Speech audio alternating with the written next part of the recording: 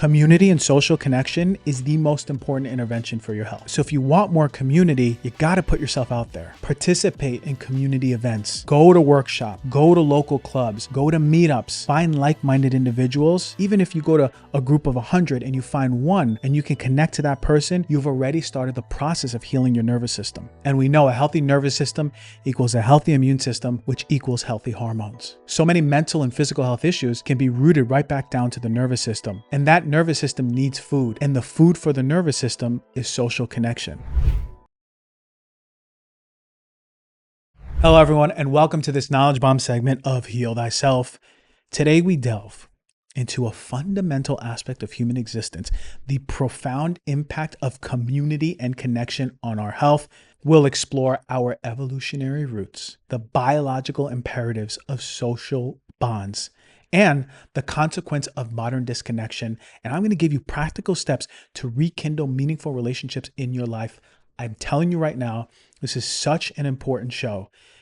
If you want to make your health more simplified, your mental, your physical, your life, your relationships, this episode is for you, because I'm here to remind you of the most simplistic intervention that has the biggest bang for the buck. And I mean this. There's nothing that comes close to the biggest bang for the buck when it comes to connection, intimacy, and community. And we're going to talk about that. I know a lot of you are wondering, how do I develop a community? I'm going to give you those interventions so you can start really doing the most important work for your health. We are social beings. From the dawn of our species, humans have been thriving on social groups. We were living in tribes. It was not just a lifestyle choice, but it was actually a survival strategy. Early humans depended on each other for hunting, gathering, protection, child rearing, everything, right? This interdependence with each other, that gave us strong social bonds. And this was crucial for survival. For the propagation of our species, we needed to be together, and we were. And we see that anthropologically. The evidence is suggesting that communal living provided numerous advantages for our health. We are pooling our resources. We're ensuring a stable supply of food. We have mutual aid in times of scarcity or any threats that come about. We're better defending against predators, rival groups. This one actually goes through our hands. There's knowledge that's passed down. We don't really think about how essential that was when elders were passing down vital survival skills, cultural practices, the importance of just how to grow up in a tribe or how to grow up in this world to younger generations. We sort of started losing that. And this wisdom is so important. And I do so many shows talking about eat this, don't eat that, buy this, don't buy that. But ultimately, this is the soul of this show, is for you to understand how important it is to come back to your nature. And evolving in this communal structure shaped our nervous system. It helped us be more attuned to social interactions, right? What we need, what other people need. It made us more sensitive to each other. And there's a biological imperative of having social bonds. Our evolution in social groups has been hardwired in our biology. It's part of us. It's in our DNA. We not only seek connection, but we thrive on connection. And our nervous system in particular is deeply influenced by social interactions, ironically, right? And therefore, that is why I talk so much about the nervous system. It is the most deep and wise part of us as human beings. Oh yeah, and it's connected to how we evolved socially. So what happens when you're connecting with someone? Oxytocin is released. That's the love hormone. It's released during positive social interactions. If you're hugging someone, bonding activities, it promotes that feeling of trust, reduces the stress. And research indicates that oxytocin plays a very important role in the evolution of human behavior. It facilitates complex social interactions and helps us feel safe. Now, I really want to get into this. I did a show last year on the vagus nerve. I want to talk about vagal tone and polyvagal theory. Polyvagal theory is basically theorizing that our autonomic nervous system, the automatic part of our nervous system, the thing that is not voluntary, is supporting our social engagement through the vagus nerve. And when we have a well-regulated vagus nerve, it enhances our ability to connect socially, right? Connecting with each other, even with ourselves. And really, really, really, it's to manage stress. When we're able to move through stress, we're able to connect with people. When we're stressed, we're not able to connect with people. So when we're stressed, we're not filling up that really important cup that is as important as eating healthy food, and our nervous system is suffering, and so too then is our health. This is why I talk so much about community and connection. This system is actually evolved for us to promote. This system is actually evolved to promote safety and bonding with groups and feeling safe and bonding and actually feeling connection and bonding and getting all of those neurotransmitters and hormones released in the body that make you feel good. And yes, ironically, are the exact formula of hormones and neurotransmitters to heal, to reverse disease. That's the crazy part. And this decline of tribal connections happened. Hey everyone, let me tell you about something I've been really excited about lately. You know how frustrating it is to figure out if your supplements are actually working. Well, I discovered SuppCo, and this is a brand new game changer app. And what it does is everything that a coach who manages your supplements may do. They have a trust score system and it rates over 500 brands. It's easy. You just scan the back and it rates your supplement. But it's helped me realize some really important things about my routine. One, that I can simplify some things. Two, that I might be able to add in some fundamental things that would be better for me in my age and in my health. I love that they rate your supplements, but what I really love is that they have this stack analysis tool. And you input your supplements and your health goals, and it shows you exactly where you are hitting the mark and also where you could improve. And that was really helpful for me. Plus, it helped me find ways to save money on monthly supplement costs without any compromising. The best part, SuppCo isn't trying to sell you supplements at all. That's not their job. They're completely independent and will actually tell you if you should stop taking something that isn't right for you, or if you should start adding in anything else. So here's exciting news. SuppCo is currently in its beta test, but you, the Heal Thyself listener, you're gonna get 100% free access today at supp.co/DRG. That's supp.co/DRG. We obsess over our food, our water, even what we put on our skin, but we completely overlook something we consume way more, and that's air. Think about it. We breathe in about 11,000 liters of air every single day, and most of us have no idea what's actually in it. That's where Jaspr changes things. They're the first company I found that really gets how home air quality impacts everything from our sleep to our energy level. They take a really holistic approach to home. And we just had a podcast with the founder of Jaspr speaking about how people's sleep scores are jumping from the 61s to 90s overnight just by optimizing the air quality. But think about it, you're not stressing your body with breathing in poor quality air, whether it's dust, sand, or mold. And it's not just about filtering the air. It's a clean environment where your body's going to truly thrive. And what I love about Jaspr is they look at the whole picture. The PM 2.5 particles that we can't see, the VOCs from cleaning products or materials in our home, and even the CO2 levels that can affect our focus. They're not here just selling air purifiers. They're actually revolutionizing how we think about the air that we breathe. And if you're ready to transform your home air and your health, go to jaspr.co/DRG and use the code DRG for $300 off. That's a limited time.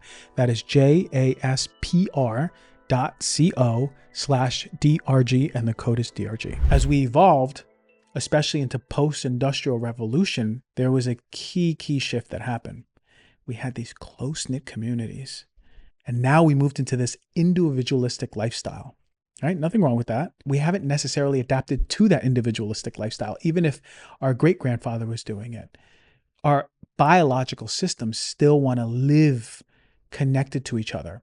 We have the urbanization, technological advancements, new work patterns, the way we saw family units, it just changed. The migration into the cities led to the breakdown of all of the extended families. Now we're not passing down that wise information, and it's only gotten worse. Technological isolation has been happening for a long time, but we know it connects us globally, but we know it feels superficial. We want face-to-face. We had Dr. Paul Zak come on the show, and he was talking about it, how important it is.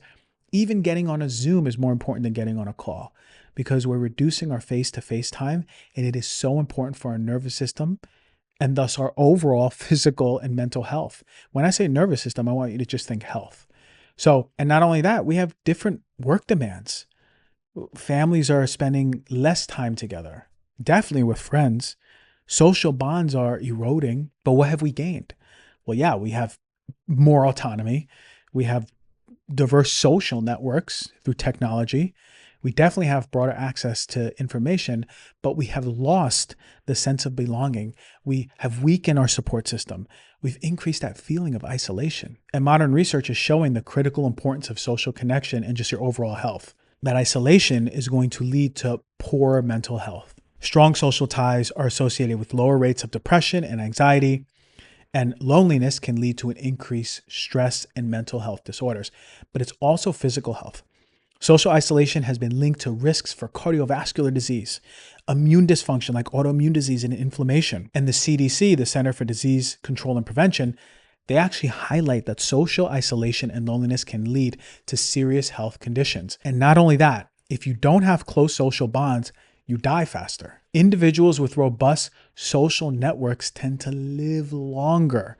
And studies show that social isolation can increase the risk of premature death. So what is the mechanism in the body behind your health benefits when you feel connected? Well, actually, when you are seen and feeling connected, there's actually tangible effects on your health. When you feel socially connected, positive social interactions will lower your cortisol levels, reducing overall stress, reducing inflammation in the brain, improves your immune system.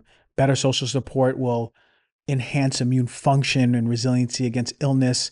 It reduces inflammation. We know that overall, the whole body, reducing your risk of chronic diseases. But there's a dance between the nervous system, the hormonal system, and the immune system. So when you're feeling socially bonded and intimate, you have your nervous system cup that spills over into the immune system cup.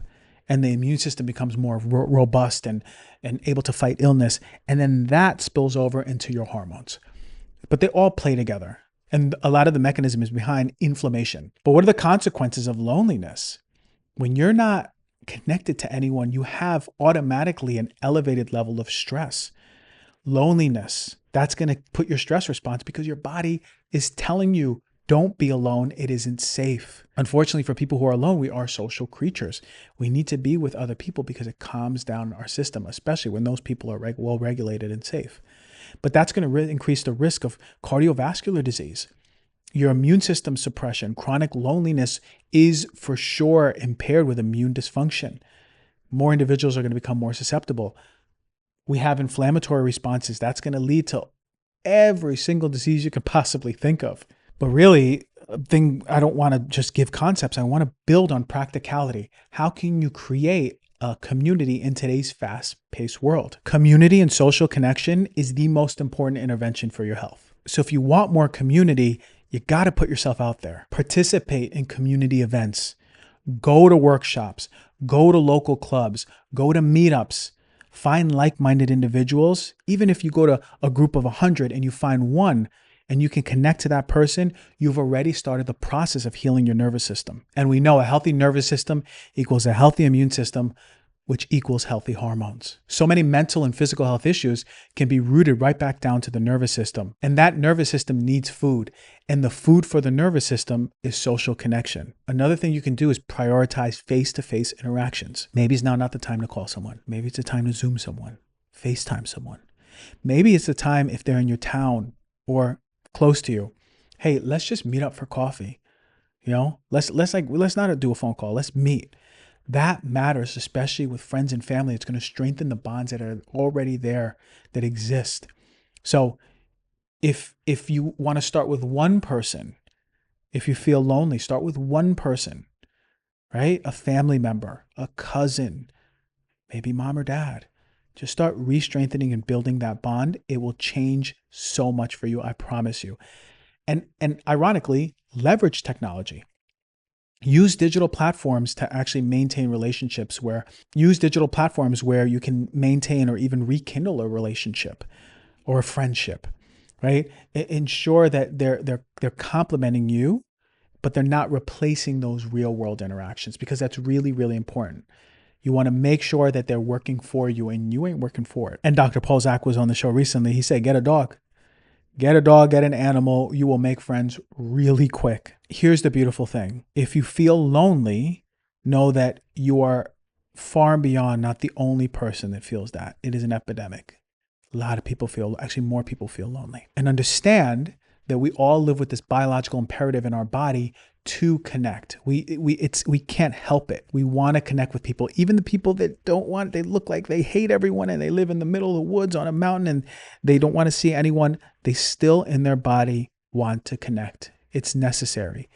Our nervous system is always sending us those codes. And so if you go by that understanding, then seek out and put yourself out there. And guess what? You may get denied. People may not want to follow up with you. People may think that you're so weird as an adult who cares? Connect to people. And inevitably, if you start showing more of your light, people are going to be attracted to it more and more, like a moth to the fire. You deserve it. You deserve community. You deserve friendship. You deserve hugs. You deserve deep conversations. You deserve coffee dates. You deserve laughing. You deserve all of it. That's what life is for. I love you. Thank you for joining the show, and rate, review, and subscribe. And please send this to a friend who needs it.